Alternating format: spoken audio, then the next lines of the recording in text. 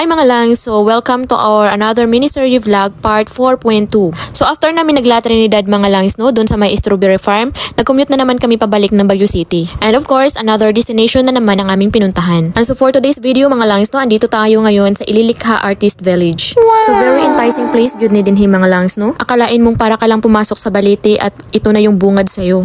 So medyo creepy yung ambience niya dito mga langs no, kasi gabi na kami nakapunta dito. At kung napapansin mo, marami kang makikita mga larawan or mga statwa. Pero hindi ka matatakot mga langs kasi maraming mga tao dito. Nakakamangha at parabang nasa ibang dimension kapag ikaw ay nasa loob na. Ang village na ito pala mga langs no ay gawa ng ating national artist na si Sir Kidlat Tahimik. Dito sa village na ito pinagsama-sama ang arts, restaurants at iba't ibang coffee. Meron din silang mga tindahan ng mga souvenirs at iba't iba pa. At kung gusto mo rin magpahula para malaman ang iyong future ay meron din sila. Maliit lang tingnan sa labas pero pagpasok mo ay nakakalula. Patok din ang kanilang mga maliliit at iconic na mga hagdanan. Isa na pala ito sa sikat at pinupuntahan ng mga turista dito sa Baguio mga langs. Dahil sa free na ang entrance, unique pa ang iyong napupuntahan. Nandito na lang din naman kami mga langs kaya subukan na lang din namin mag-order ng mga coffee dito. Chares, mura jud pud og mo kape. At sa tingin ko mura lang din naman ang mga bilihin dito mga langs kaya sinubukan ko na yung chocolate coffee nila. At sa tingin ko mga langs, mas maganda talagang pumunta dito kung umaga para mas ma-appreciate mo yung view dito. Kaya bukas pagising ko pupuntahan ko to. Chares, masyado na tayong seryoso, murag wa nay angay. So after namin dito mga langs no, naghanap muna kami ng masisiyahan. Mamili yung kahian sa McDonald's or sa Jollibee. Mosulod og McDo o Jollibee, dili para mukhaon kundi para mag-CR. And the lucky winner is McDonald's. Diba? Mga walang hiya. At dahil sobra-sobra na yung mga ukay-ukay na mga nabili nila mga langs, kaya naisipan namin na bumili na lang din ng eco bag. At ang mga patay gutom ay nagutom na naman, kaya bumalik na naman sa night market para kumain na naman mga langs. Makasayo na punta sa itong music video eh. No, sa fried rice. Uy, ka-cutie!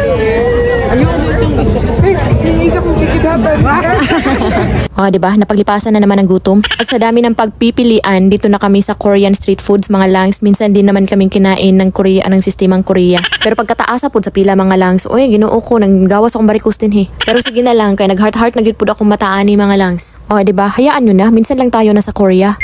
Feeling nasa Korea lang pala. Kasi naman mga langs, nasa Baguio ka na, Bisaya pa rin ang mga tindero dito mga langs. Natimingan lang yun mga langs, no nga taga Iligan rapod ang tindero diri, unya wala ra ba may gipakapinan? Naparihas naman unta mi Bisaya, chares.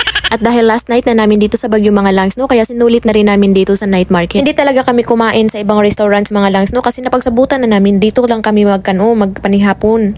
Diba? Special ang dinner namin mga langs, no, street food sa night market dito sa Baguio. Dynamite. Ganun. You want dynamite.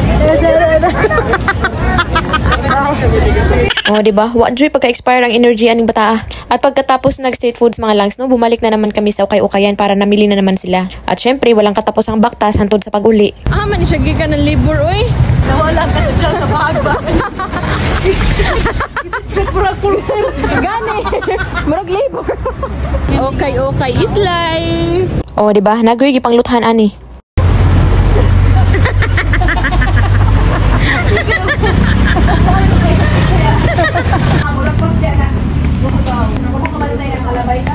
Ang mga iro diri kayo di man maghut. Nagman kanang murag i-judge ka ba? Nanawon ra ka ba? Kung angay baka paghutulog dito. Itong gabi gilanto na mis iro nya. Ulo. Gidid mara man mis iro ko buang man iro. Di maglako-lako ano sa? Diba? Mura jog di tibok adlaw binaktasay, wa gyud gipangkapoy mga langs no. And mara to mga langs, see you sa next episode ng ating mini vlogs. Sana naman. Oh my gosh, dayon. Finally, makatulog na tayo ng mahimbing. 1 day and 3 nights.